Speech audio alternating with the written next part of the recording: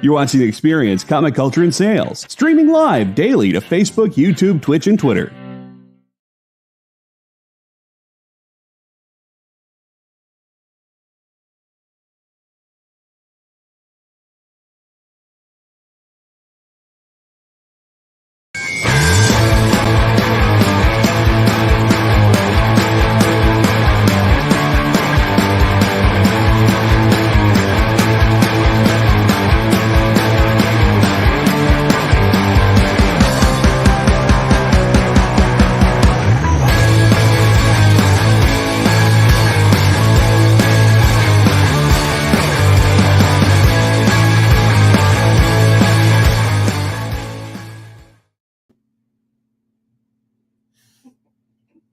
I thought I had 5 seconds. I'm sorry. Banana nut muffin time is good time. It's delicious. Hi. Hello. We've been having a day, and it's a day that is a day of days. So we're glad to see you guys. Hello. What does it say? Busted. Hi, Kenneth. So it is Minute to Skim It. It is me and Shanice here. And I haven't named this dude yet, but I deeply love him. His name is Muffin. Muffin! Muffin. And what about the little dude? Muffin Jr. Muffin and Muffin Jr. will be joining me as my emotional, angry support cat. Meow. See? Meow. Hey, Edward, welcome in. So, yes, this is the one where this is the show where we here at Space Cadets read tomorrow's books today, and we talk about it for an hour, I guess. But in a minute. Sorry, I all of a sudden got the hiccups, and I'm trying to, like... But it's okay. What do we have? Pablo. Muffin top. Muffin and top. I see what he did there. Oh, thank you. Okay, so I'm actually going to go first. I don't know how, but I feel like I got all the crazy books this week, except for maybe one or two that you got. Mm-hmm. But like in a good way. Right. Like, and then I also got a couple of facsimiles. But so let's start with Assassin's Apprentice, #1 from Dark Horse. This is a new book, and okay, so the way it's set up is so they kind of give like a beginning sort of like narration where people name their children based off of like the features that they want them to have, and supposedly that name means they only have those features. So the first king was named king because he's the only one that could be king of everybody. Right. So now we have like Prince Chivalrous, Chivalry, but Chivalrous, right? Chivalrous. So we have Prince Chivalrous, Prince Regal, Prince, like we have names like that, right? And we all know that's not how that works.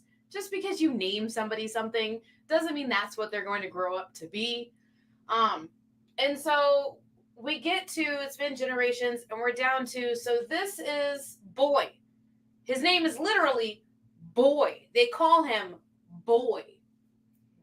Boy. And it opens up, it starts off, it's a dark, stormy night. This dude comes up, knocks on a castle door, and he's like, I don't want this boy anymore. This belongs to Prince Chivalrous. You take him. And they're just like, bruv, are you sure that this here boy belongs to Prince Chivalrous? And there he's all like, that's what the girl who dropped him off with me said, and for the last so many years, I'm not going to feed him no more. He's your problem. And he just like walks away. Exactly like that. Just like, rah, just like hands in the air, just starts walking away. And you're like, well, that happened. And then they take him in and they bring him up to Prince Regal. Prince Regal's like, well, I mean, that sounds like something my brother would do. What's up? Is today the day that you disappear from here and go to the CVS Inn? Yes, it is that day. Oh, the second one. Oh, what's it say? Yeah, we can't read that one out loud. Yeah. I mean, words are hard. Anywho, so yeah, so he goes up and it's Prince Regal's castle, and he goes up and he's like, oh, well, I guess now my brother can prove that he's a man because he fathered a child, even though he's a that other word that you use for kid out of wedlock. Yeah, that word. Yeah, that word, they yeah. use that word a lot in this book. And so they're like, oh, well, now he's your problem. Oh, well, now he is your problem. And so the dude's like, well, I guess since I serve Prince Shrivelous, I'll take care of his boy. And he takes him out to the stables and he lets him sleep with the puppies in a big haystack, and it's super adorable and super cute.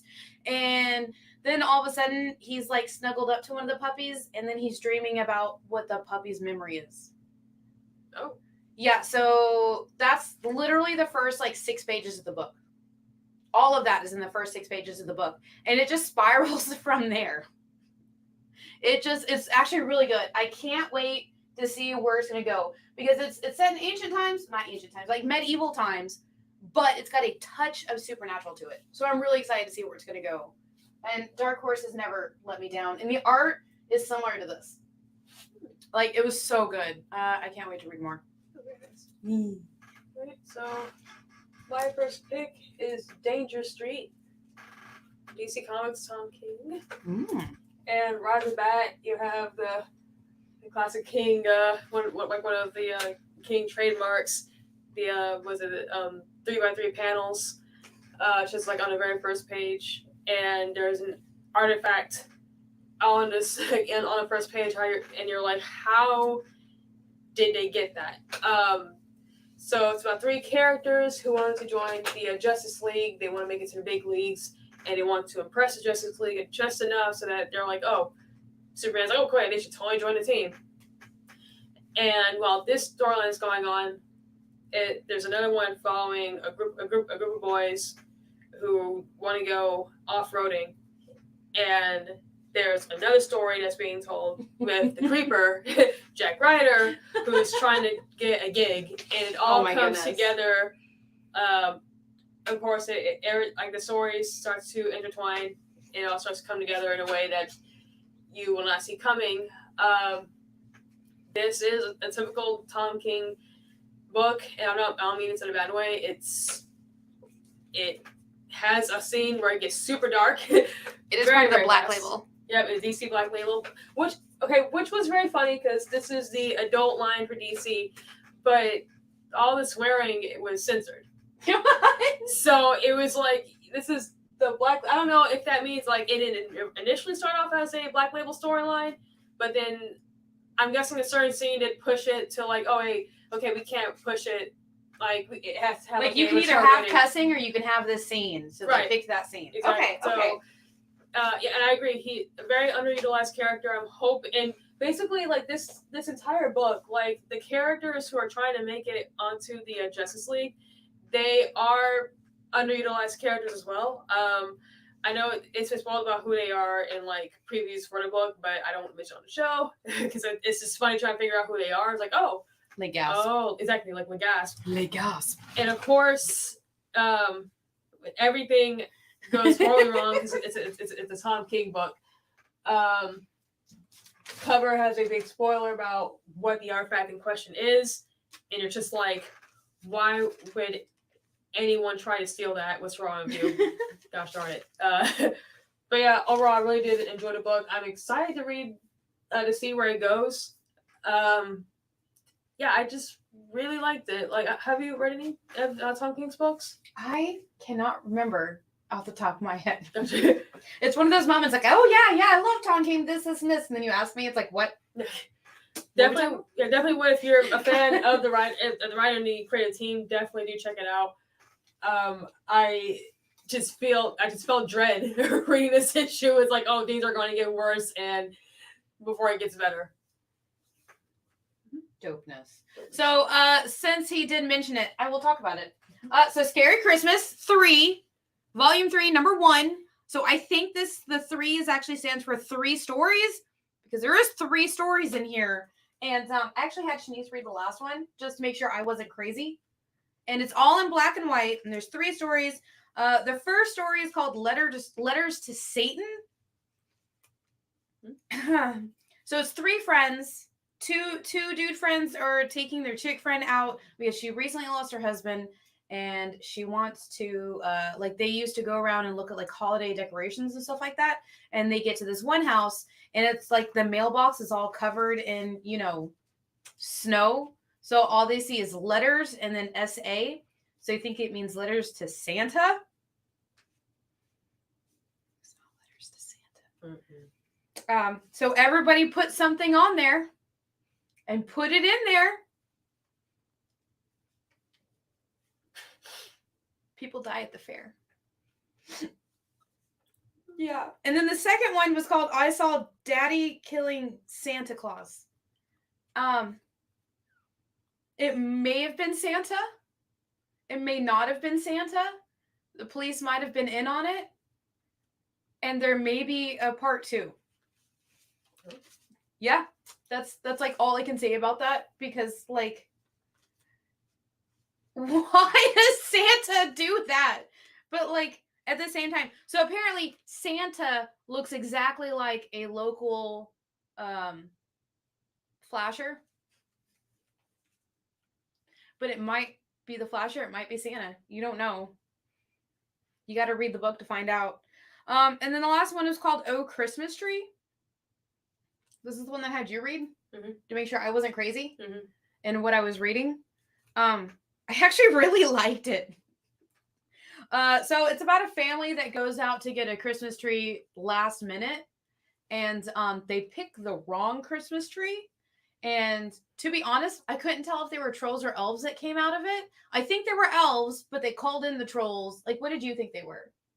Like, just like demented little elves. That's all. That's the only thing I could think of. It makes sense. Like, yeah, it's a Christmas horror anthology. Yeah, but I liked it. It made me laugh. There is also a preview for a new book that this company is coming out with called Silent Night, Deadly Night in the back of it, which looks very interesting. I think there was like 3 or 4 pages of it in there. Yeah, if you guys know this, definitely pick it up. It's about from the American Mythology Productions. Is that what that says? I think that's what that says. Right? Yes, production. So it was like super indie company, 3 stories. I enjoyed it because it really gave like the horror of holidays in 3 easy stories. So much fun. Highly recommend. Everybody should definitely get it. So jumping on the Christmas horror anthology, Archie Comics also had one, Happy Horror Days. And yeah, I was telling Jenna earlier after reading it, like, you know, it also had like a horror theme of. You cannot. You gotta wait till the next show. It's a review show, but yeah, I was telling you, it's actually got very violent.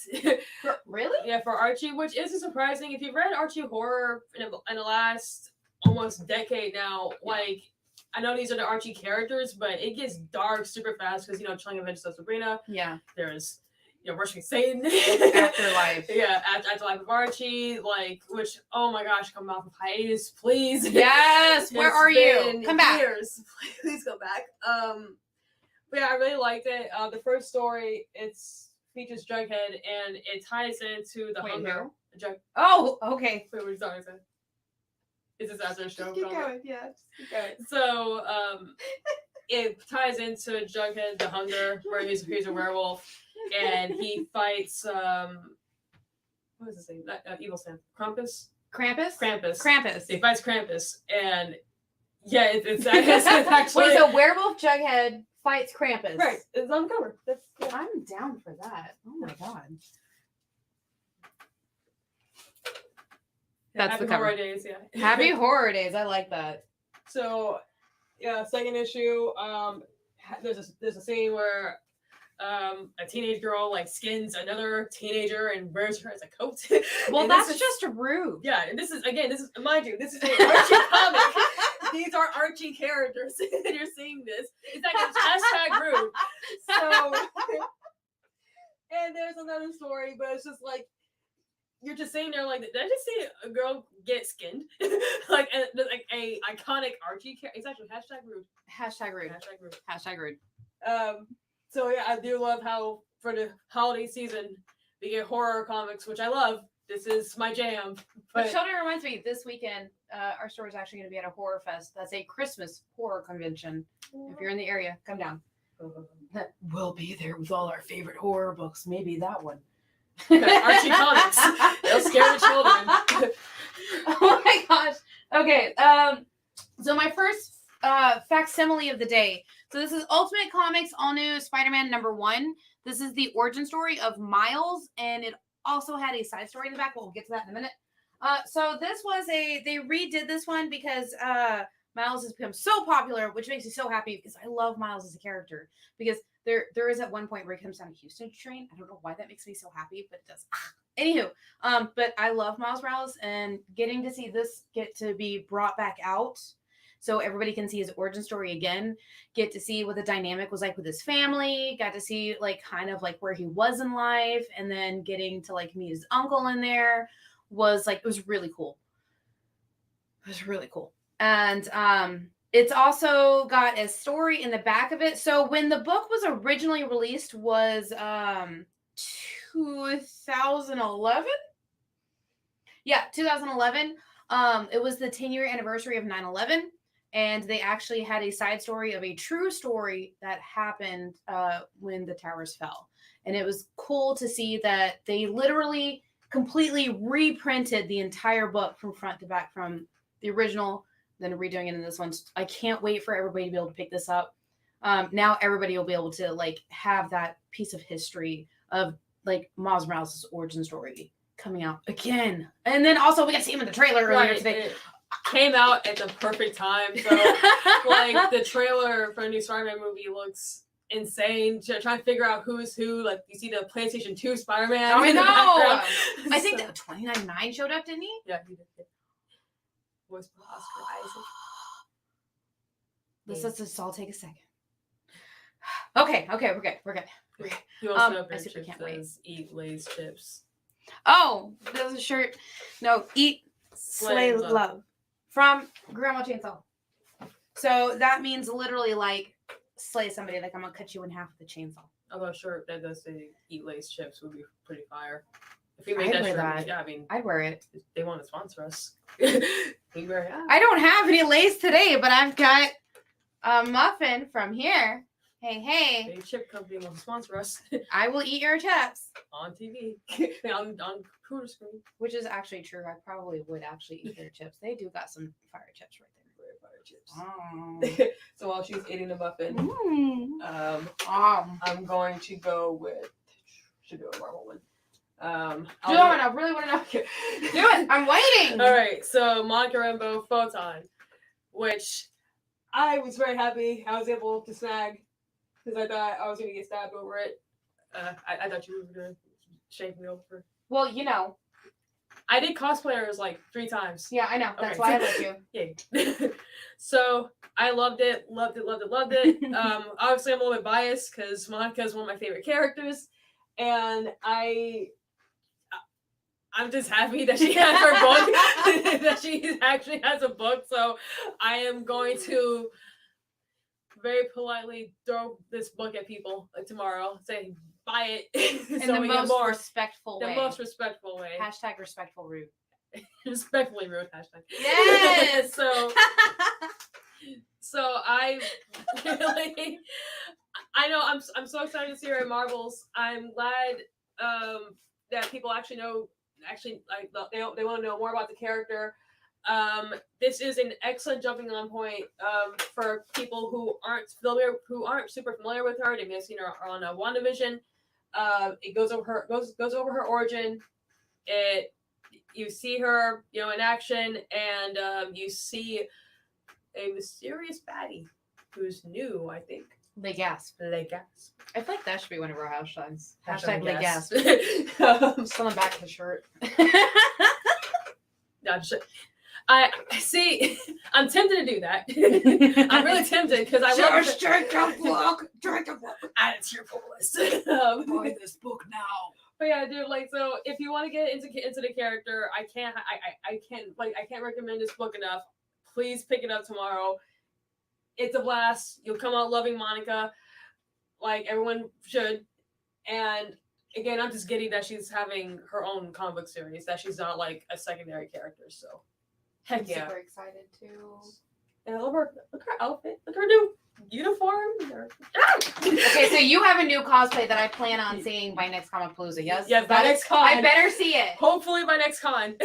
Cool. I will have something like this. You can go as that. I'll go as adult Gertrude. We just be like, yeah, we're grown up. What's up? Anyway, that is how we work, right? That's how we work. All right. Oh my gosh, everything was actually really good this year. Everything was pretty good this year. I will have to say that. Want to continue the Marvel theme? Do I have? Oh, I do have a Marvel book. I was like, did I have a? I did. So this is another one of the me and this word have beef forever. Facsimiles. Did I say it? Yes, I did. It's got 4 stories in it. Hold on, I wrote them all down. So I wouldn't forget. I has it. Haha. So this is all 4 #1 stories in here for Origins of Marvel Comics. The first one is Fantastic Four #1 from 1961, written by Stan Lee and Jack Kirby. And it is the origins of Fantastic Four, of how they became Fantastic Four. And it's also a story of Fantastic Four versus the Mole Men. That was the thing. Yeah, me. It was a giant mole. Yeah, mole man. Me. The second story was That's amazing. Amazing Fantasy number 15 from 1962. For anybody not out there, who are not sure out there, so this is the origin story of Spider-Man, which I think it was also Stan Lee. Oh, darn it. I think all 4 stories were Stan Lee, and 3 of them were Jack Kirby, and one of them was also Ditko. Steve Ditko, thank you. I don't know why my brain just like blacked out for a minute, but thank you so much. It's the hair. It holds all the knowledge. I lost all my hair. Knowledge. You have all the knowledge now.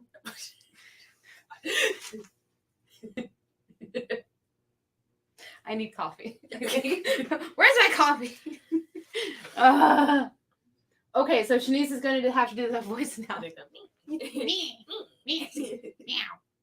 And where was I? Yes. So that is the origin story of Spider-Man. And then X-Men #1 from 1963, where it has the origin story of Professor X, Iceman, Angel, Beast, Cyclops, and Magneto. It's the first appearance of all those characters as X-Men. And by the way, I personally did not know Beast was originally just a really big dude that was hairy. When I first saw him in there, I was like, oh, it's Wolverine. Oh, it's not Wolverine. That is Beast. Okay.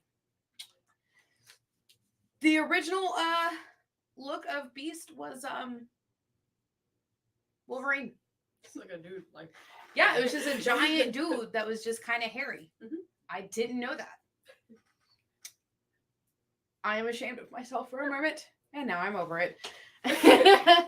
It wasn't the Mole Man. It was the Mexican Mole Man.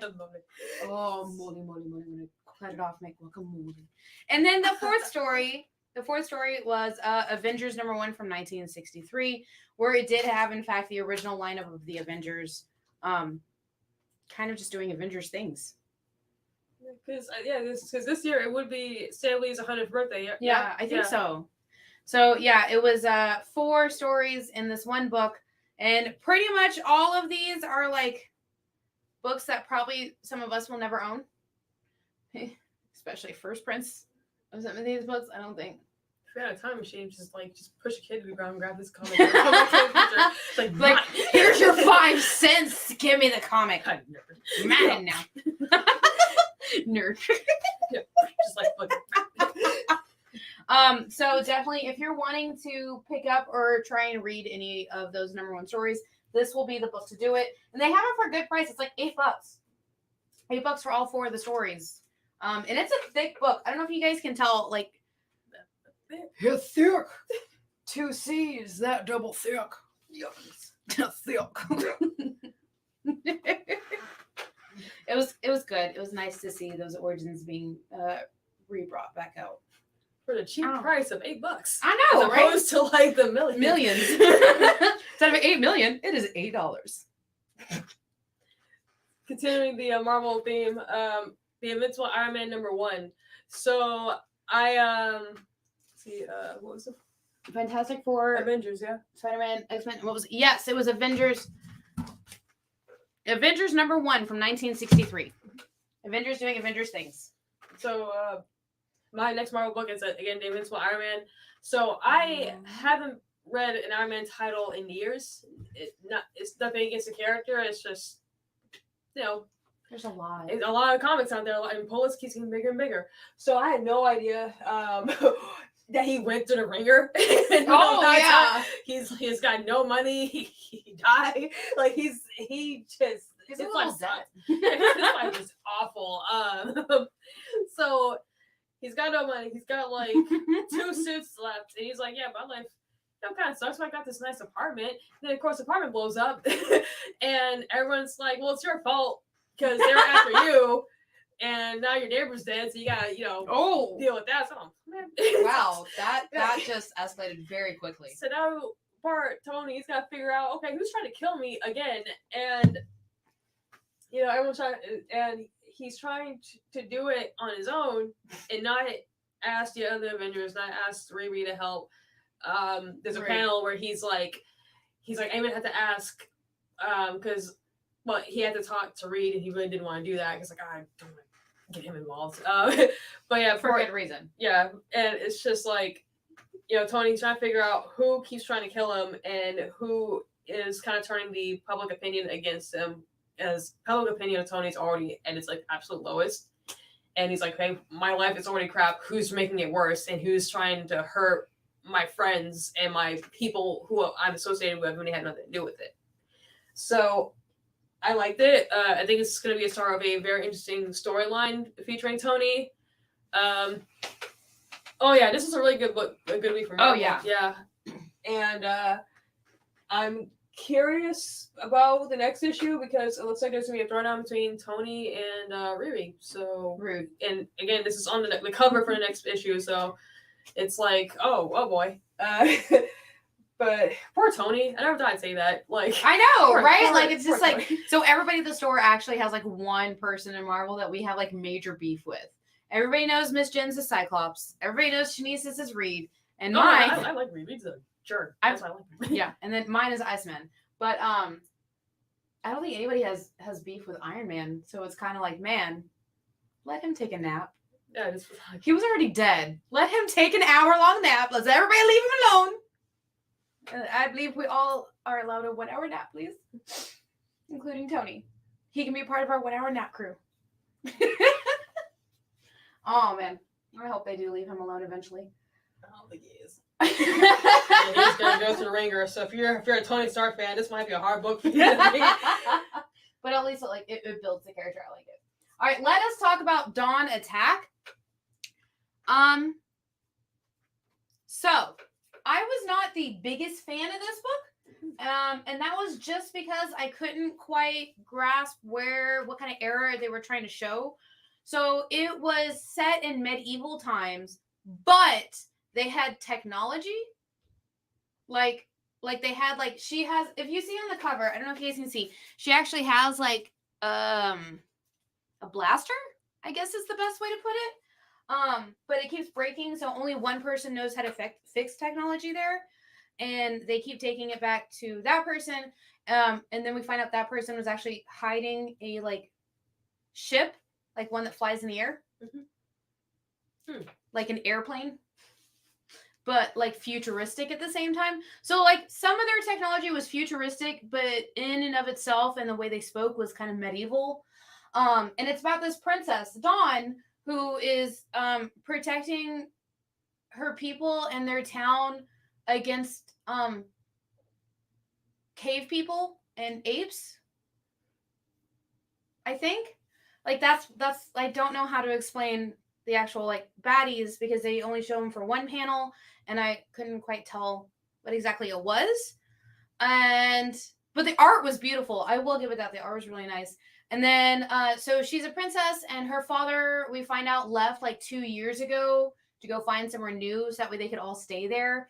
but they haven't heard anything or seen anything in 2 years, and like their crops are starting to die. They're not like getting like the food they need. They're not finding meat they need. Yeah. And so when they find this ship, they're like, oh, we need to go find him. And then all of a sudden we're in space. And so, yeah, that is where we are. Is this the same Dawn as several other series, or is this a new Dawn? I think this is a new Dawn, because it is a #1 from a new company called Opus. So yeah. Although I mean, several other series. If you don't mind asking, who wrote the other series? Because I was actually gonna ask when you were describing it. It made me think of John Carter of Mars for some reason. That's how it really felt, but I don't think it is, because they're on Earth. Right, just like that general aesthetic, I guess. Yeah, it has the same aesthetic as like John Carter, but kind of like sideways at a way. Again, is somebody who likes that kind of like thing, they would love this book. I'm just not the biggest fan of those type of like genres. But yeah, the art was really beautiful too. Let's see. So, was it okay by me? Yeah, it's your turn. All right. Well, I wasn't sure if you were going to add on to it. Oh, no. So, Dark Web, X-Men, Futuristic Medieval. Futuristic Medieval. Yep. So, my next book is going to be Dark Web, X-Men, #1. So, when I picked it up, I wasn't expecting for this book to be as funny as it was. Yeah, it is truly funny, and I'm not reading the Dark Web series. I mean, not to come off as like, oh, I'm not going to read it. It's just like I haven't read issue 1 yet. So I might be far off the mark, but apparently there's clone shenanigans and the clones are mad. So it's like, oh, okay. Clones are big mad. Clones are big mad. Let's look. I will have to look back into that then.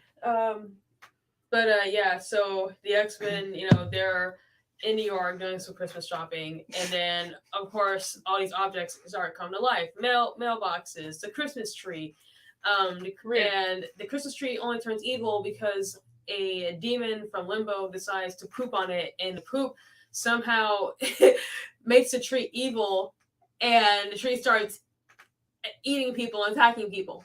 I just need a moment. I'm sorry. Wait, what? An evil demon poo. Okay, and rude. It's funny when it poops. There's a little sound effect and it goes poop. Oh my god. And yeah. Where do you go from that? Yeah, it's like Spider-Man and Iceman and what's it, Firestar.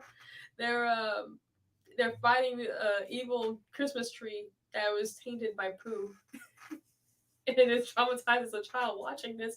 They're like, they destroyed a Christmas tree. It ain't Santa. And Spider-Man's like, yeah, I saw that too, kid. You're welcome, New York. And Deborah's like, boo. Anyways, this is a lot to digest. It's a lot. I just need. Basically, the whole thing starts because of this lady right here, Madeline. I think it's Madeline Pryor. She sends the demons to Earth, and they just destroy Christmas By pooping on trees. By pooping on trees. And mailboxes. And turning them in evil. Yeah, so like I mentioned earlier, I'm not reading Dark Web, but I got Jenna. Yeah. I genuinely wasn't expecting it. It makes me want to read Dark Web, so I guess so you stole someone's plush? No, I stole this from the front end. Oh. Nobody bought this plush. This is my plush now. Unless you want want to buy it in the next show. Ships in the house!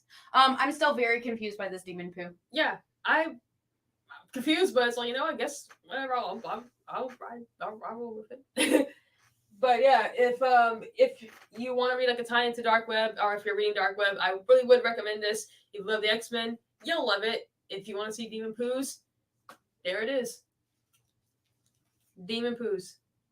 There's nothing I can say about this book that can top demon poo. I don't know if any of my books could top demon poo. Nothing can beat demon poo.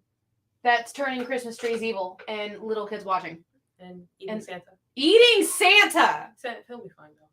It'll thaw out in like May. Wait. So he ate Santa. Yes.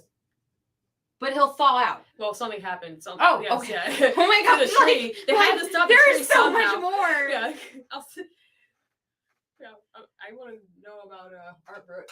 I mean, okay, it's not gonna top Demon Poo though. I mean, it might a little bit.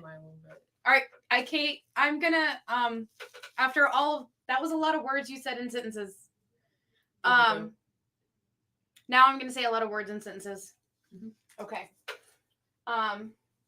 Hold please. I need my notes now because Can I hold the plush? You can hold the plush. Here you go.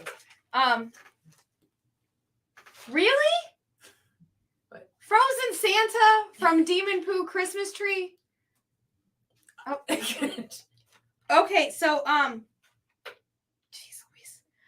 So this book opens up with the Mona Lisa is winking. She winks.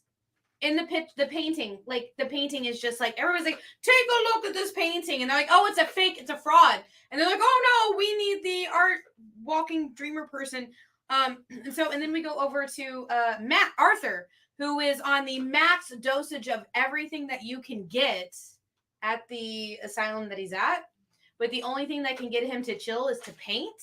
And he actually talks to his like, so you know those little like wooden modeling dolls? Yeah. He talks to it. And so there's actually an art bureau who looks at things like this, and there's something that's going on worldwide, and it's got like it's like a little half teardrop with like a winking thing, and it's happening worldwide where people are literally killing over this little like just like drawn thing they found on a piece of paper, and now they're just like, oh, I need to kill people for it. Like there's even at one point somebody like blew up a school. Oh, like a lot of kids died. A lot of kids. And it's this beautiful art, colorful things that's happening. And then all of a sudden you're in this like kind of like black and white and sort of like kind of like grayscale of like art to it. Like the book is stunningly beautiful because you can tell when you're in our universe, like this universe, the colors are kind of like bland and kind of like a natural palette. And then all of a sudden Arthur does this crazy thing where he jumps into the painting. He jumps into the Mona Lisa and he's like, oh no, the Mona Lisa died. I'm sorry, I made you wait. And you're just like, there's a corpse sitting right there. So he jumps into paintings and it's absolute insanity once you're inside the painting. Yeah. And there's a side story in for the back, the half of the book where it's the same person and it's the girl with the pearl earring. Well, her pearl goes missing. So somebody calls Arthur. Arthur jumps in. He's like, "What happened to your pearl?" And it's giant oysters for trying to take it back from her. And then he comes out of the painting, and she has her thing back, and he's like serving oysters. So that was like, it was really pretty. And demon poo. I can't. Anyways, the book is absolutely stunning. It is like a feast for your eyes artistically because like in one world everything looks this way, in the other world everything looks this way. And by the way, the name that they gave to the little mannequin, he's the third, like, please pick up this book. It's really good. I can't wait to read more. I'm going to add it to my full list. But this is the picture that everybody's killing for. It's this picture right here. That picture. As soon as somebody sees it, they just start doing the killing. Hopefully we don't start killing. We saw it.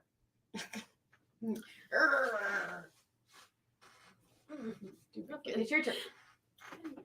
Oh, my God, look at his tail. Oh, God. Okay. So, have you read their other books, Ice Cream Man? Yeah. So how would you compare it to that one? So I would say the art style is very similar, and the storyline could kind of like match up to it because it is the same amount of crazy. So it's kind of like a surreal horror? Yeah, definitely a surreal horror movie. Oh my goodness. It could be a surreal horror movie, but it's a comic and it's really good. And people die at the fair. But no demon poos. Why? So, Red Sonja, Hell Sonja? Sonja. So, yeah, I'm a little confused about the Sonja lore. If anybody watching this can help me out, I thought Red Sonja wasn't allowed to smooch anybody. I'm trying to keep this thought so show too. PG. Like, wait, what? thought she wasn't allowed to like. I thought she made a vow. Or Yeah, something. I thought so too. So I mean, granted, like I guess you can be with somebody and not smooch, but she's got it all depends on which of the 1,000 versions of Red Sonja you read. Gotcha. Okay, so that answers like thank you, Mr. Producer. So because I was reading it, I was like, oh, she's smooching. I didn't think she was allowed to do that, but okay, good for you. Good for you, Glen Coco. This one is she's in hell and she's bored and she's like nothing happens. It's just a cycle. Can die. Want just doing my thing. Something happens where some creature just pops out and she's like, oh crap, this is very powerful. I gotta go. Rude. And while this is happening, Red Sonja and her boyfriend, they're talking about plans for the future, and he's like, we should settle down. And she's like, and then saved by the demons who kind of know her. Oh, okay, we can't talk. let's save this village. And while they're saving the village, she pops out with a new look, and she's like, oh yeah, this it wasn't my fault. I escaped the thing that turned him into that. I'm trying to fix my problem. So her and Sonja are fighting. Something's happening in the background, and I dug it. I just had, as I was just reading it, because I was like, well, there's no demon poo trees, so that's good. But If I never hear that line again, it'll be too soon. Sonja Henning. Do you know who Sonja Henning is? No. Is that another Sonja or an actress? Wait, I'm sorry. I blacked out for a minute. What about Sonja Henring? Old people reference. Figure skater, I think. That's what I'm thinking. Is it the figure skater that we're talking about? Sonja. Yeah, the one who cut like the other person's leg.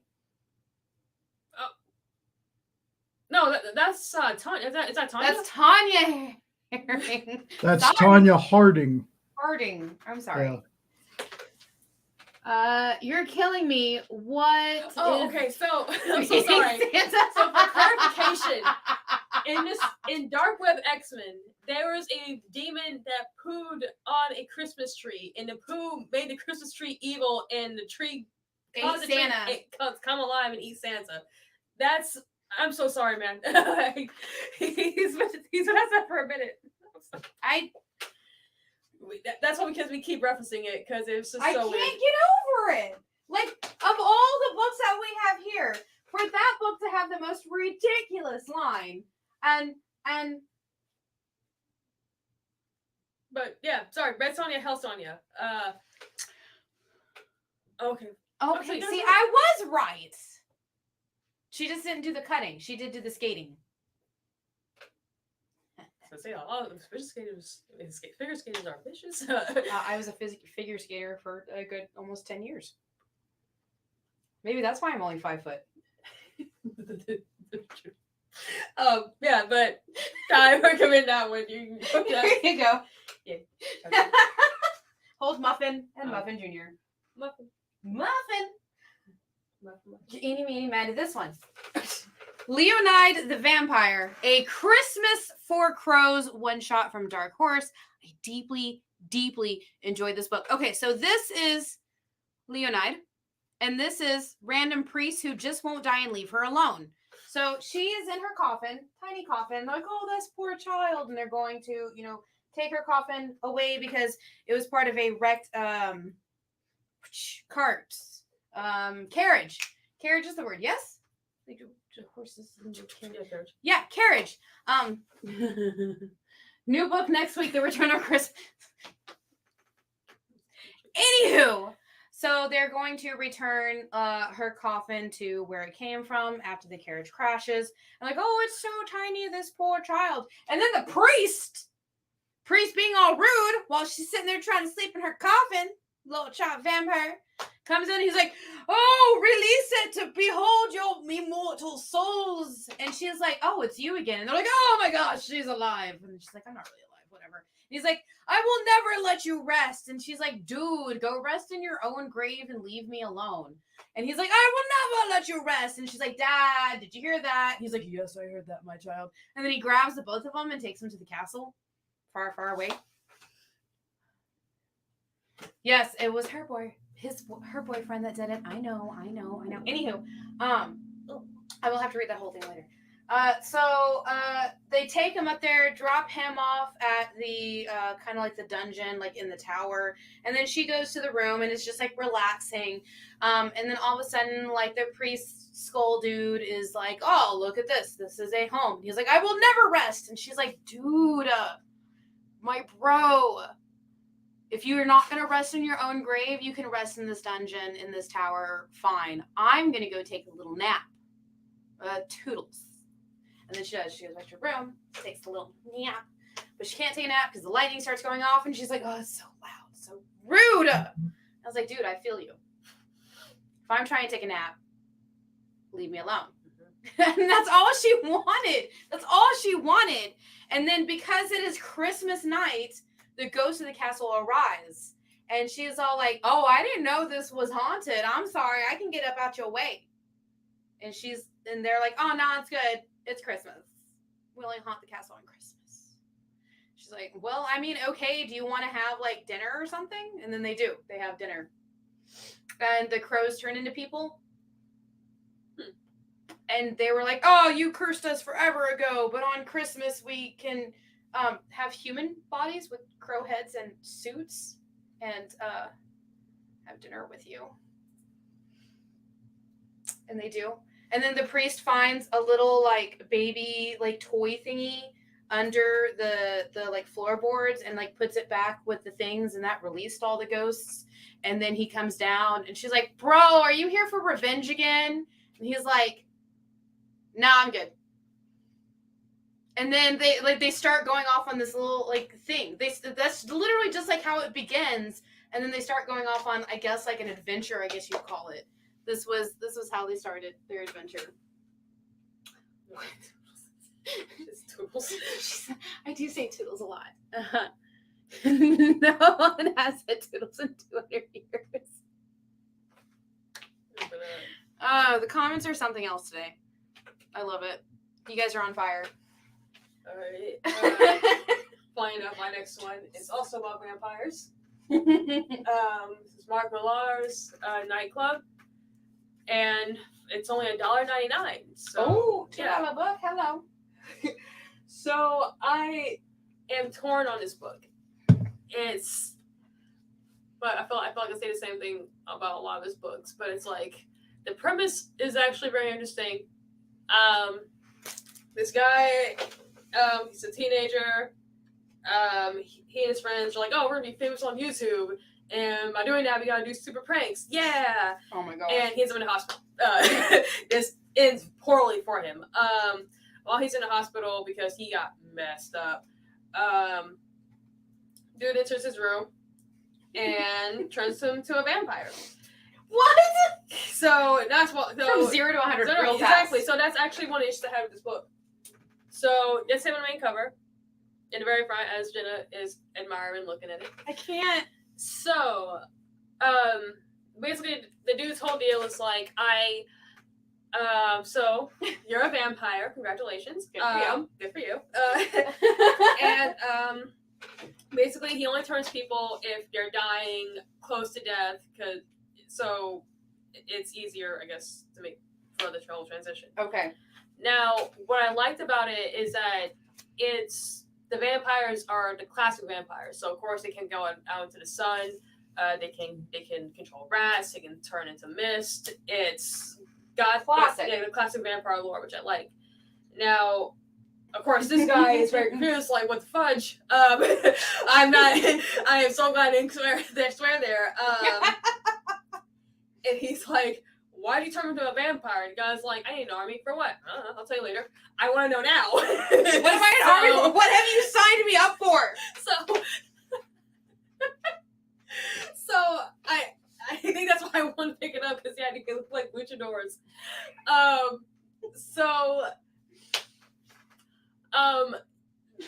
I love the premise of this book, but it happens so fast. I think that's my issue with this book. Maybe it'll be explained later. Well, yeah, but it's like the pacing. It's like on crack. It's like, man, you've got time. Like, just slow down. Like, it goes from 0 to 100 so fast, and it's like, okay, the premise is cool. Oh, the book's done. All right, cool. Wait, he's a vampire now? Yeah, it happens so fast, and it's like, you let the characters breathe. I want to know these characters more. I like what I'm like. I love the art. I'm liking what I'm reading, but it's like, okay, really grab your attention right there. Right, I guess. Oh my gosh! Is that why it's only 1997? It's very Vampire Manual, dude. Yeah. Oh my gosh. Yeah. So the guy, he trains him in like a night, and that's it. So, okay, so you got super speed. Also, don't punch the bottom of that building because you're gonna have to climb it. It's like, oh, okay, cool. By the way, sunlight's bad. Yeah, sunlight's bad, by the way. This dude's like freaking out. I'm like, why are you in my room? Get out of my room. And he tries to run out. He's like, oh, I'm on fire. Whoops. So, oopsie doodles. Like, oopsie doodles. Toodles, I'm gonna leave. Toodles. Hashtag toodles. Yeah, I think that's, so I do recommend the book, but if I had any major criticism of it, like, the pacing isn't great. I'm hoping that issues 2 and 3, Millard just slows down. Just let a story breathe is what I'm trying to say. I do like the characters, even though you don't really know them yet, but they seem likable enough. And one seems very realistic, like, bro! Yeah, because dude, like, he's freaking out, and it is realistic in a sense, like, oh yeah, we're gonna be famous and just do stupid stuff on YouTube, and it's just funny, like, the first 2 pages, that's all it takes. But yeah, I am happy. What is going on with the writers? Yeah, I love it. I love it, but I felt like all of them were on the same page of like, what's the most ridiculous things we can do this month? Put it in the book. So 2 books. Yeah, got 2 books left. So that's my take on it. So I think this is my last book, actually. Yeah. So this is my last book. This is Belle Deep Freeze. It's another one shot. It is 32 pages. Big boy. Big boy. Not that double C thick, but that thick. I will give this a preface. If you are not reading anything else from Zenescope, this is not a good picking up point. So this actually refers to a fight that happened between Belle and another character, like, I want to say it was almost a year ago. In fact, I think it was last Christmas that we had this fight with this character. This character goes and wakes her grandfather that believes she's a super disappointment. He goes to hunt down Belle. But instead just decides to, destroy the whole city with zombie werewolves. Yeah. And a zombie hawk. That if they are not right up next to him and he's not touching them, they're zombie versions. But if they're touching them, he's touching them, then they're ice versions. And his favorite pastime is to grab somebody by the head, freeze them, and crush it. And so he's just kind of doing that to the whole of, San Francisco. And Belle's like, yo, I'm not down for that. I need to go fix this. And what's funny is this is based on Thanksgiving. On Thanksgiving Day is when this is based on. Oh. And so, like, a lot of, like, Christmas, Thanksgiving jokes kind of happen in this. Her and her girlfriend are at home with Hershey, the turtle, which is my favorite character of the entire series. Because they have, like, little talks that's actually talking to themselves, but they're, like, talking to the turtle. But the turtle's just like, lettuce. Because it's a regular turtle. And they've pretty much made it their whole personality is this turtle. Because, like, I think my favorite picture of the entire book was at the beginning when Belle's girlfriend is making turkey and was like, oh, I didn't hate making it this time. And she says it down and it's an apron with a giant turtle on it. It was so cute. Anyways, the jokes were funny. I do feel like this probably should have been released at Thanksgiving rather than Christmas because, again, there was a lot of Thanksgiving jokes in it. But it was definitely interesting. And if you are reading Zenescope, if you are interested in the Belle and stuff like that series that's going on, pick this up. Other than that, yeah, I would definitely recommend trying to pick up a couple of Belle trades before you pick this one up, or at least trying to find like some of the origins and where she's at right now. Because again, if I would have handed this to Shanice, I don't think Shanice would understand what was going on. But because I am reading all things Zenescope, I knew what was happening. And they also talk to another character that only shows up in not Belle books. Oh. So it's like and I've been saying this for the last couple of Zenescope books, especially the Belle books. They are setting up for a big crossover event, but you have to be reading the other Zenescope books to see the cookies, because they're leaving crumbles, little bitty, like one little crumb in each one of these books. And that's what this whole book felt like. It was a cookie that they crumbled up so they could put some of the stuff, like cookie crumbles, in there. I think that's a good analogy to set that up for. So yeah, definitely if you're reading Zenescope, pick it up so you can see another one of those crumbs. But if you're not reading Zenescope, you can still pick it up for the funny Thanksgiving and Christmas things. All right, last book. So last one, gonna make it super fast. A Vicious Circle. This is my book of the week. My God, it is insane. Our producer, he's also read it. I think he backed me up on this. There's dinosaurs. It is. So quick backstory. The writer of this book, he wrote Batman the Imposter, which is another book I highly recommend. And he's also one of the screenwriters for the Batman movie that came out this year. Premise is there are two assassins, two killers, and they're both trying to stop the other from. One is trying to prevent something from happening. The other one is trying to make this event happen. So they're fighting against each other. However, when they kill, they travel through time. so it's kind of a pain to be an assassin / killer. You kill someone. Whoops, I'm in the Civil War era. Whoops, I'm in the future. So, one guy, one of the killers, he settles down. He starts a family. Of course, things go wrong. Of course. And he's chasing the other assassin. Visually, this book is insane. It's the same artist, and I've never actually seen him work with different colors. I'm so used to him doing this super realistic painting style. So seeing his work throughout this book, it's great. It goes from a classic comic style. It goes to more traditional painting. Like it's so good. I really do like this book. It's a 3-issue miniseries. I can't wait to read the next issue. I loved it.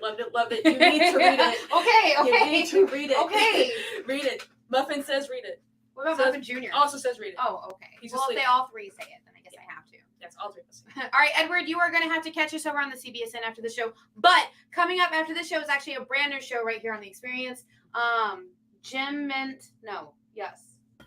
Jay, help me. Mint Hunter Comics. Mint Hunter Comics. Thank you. Mint Hunter Comics is doing their premiere right now. So make sure you hit the refresh and stay right here. For the rest of you who are here for Claim Books, we'll see you over in the CBSN in just a minute. See you next week. Bye.